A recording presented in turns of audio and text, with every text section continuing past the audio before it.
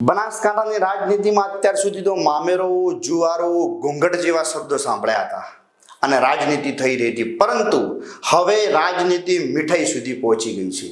જ્ઞાનીબેને આક્ષેપો કર્યા છે કે બનાસ ડેરીનો ઉપયોગ પ્રચાર માટે થઈ રહ્યો છે અને મીઠાઈના ડબ્બાઓ વેચાઈ રહ્યા છે અને તે ડબ્બા ઉપર રેખાબેનના ફોટો અને નામ પણ લખાઈ રહ્યું છે। જો હાલ દિવાળીનો સમય હોત અથવા તો કોઈ તહેવાર હોત તો હું કોઈ વાંધો ન ઉપાડે, પરંતુ સહકાર ક્ષેત્રની કોઈ સંસ્થાનો દુરુપયોગ આવી રીતે થાય એ બિલકુલ ન થવું જોઈએ।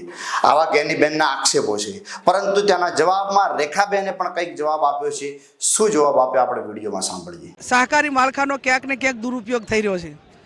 આજે જાણવા મળ્યું કે ડેરી મારફત જે મીઠાઈ માટેના પેકેજ વેચવા અને ઉમેદવારના નામ સાથે ના આવે, ત્યારે હું મીડિયાના માધ્યમથી કહેવા માગું છું કે આ બનાસ ડેરી એ કોઈ ભારતીય જનતા પાર્ટીના લોકસભાના ઉમેદવારને જીતાડવા માટે એ ડેરીની અંદર કરોડો રૂપિયાના ખોટા ખર્ચા પાડવામાં આવે છે।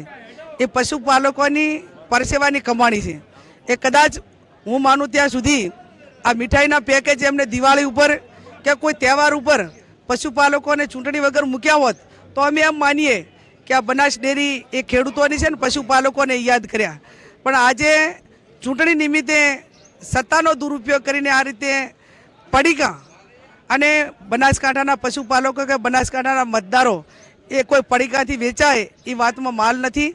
અને ઠીક છે, એમને જે કાંઈ કરતા હોય ને એમને મુબારક। અમારી કોંગ્રેસ પાર્ટીના કાર્યકરો પડીકા તો શું, પણ કોઈ પણ પ્રકારની લાલચમાં અમારા ધારાસભ્યો હોય, અમારા આગેવાનો હોય, એ કોઈ પ્રકારની લાલચોમાં આજ સુધી આવ્યા નથી અને વિચારધારા સાથે આ લડાઈ ભાજપ કોંગ્રેસ કે કોઈ સમાજ વચ્ચેની નથી।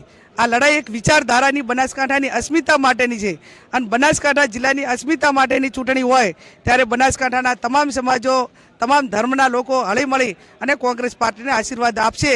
મારે તો એટલું જ કહેવું છે કે જેણે 370ની કલમ દૂર કરી છે, મોદી સાહેબની હું ઉમેદવાર છું, જેણે રામ મંદિરનું નિર્માણ કર્યું છે, જેની આગેવાનીમાં રામ મંદિરનું નિર્માણ થયું છે, એવા આપણા આદરણીય મોદી સાહેબની હું ઉમેદવાર છું, જ્યારે સામેવાળા બેન રાહુલ ગાંધીના ઉમેદવાર છે।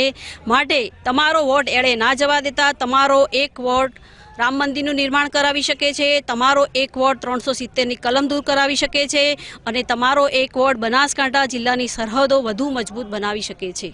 કોંગ્રેસને તો વર્ષોથી અફવાઓ ફેલાવવાની ટેવ છે, એટલે એ તમે સૌ જાણો જ છો।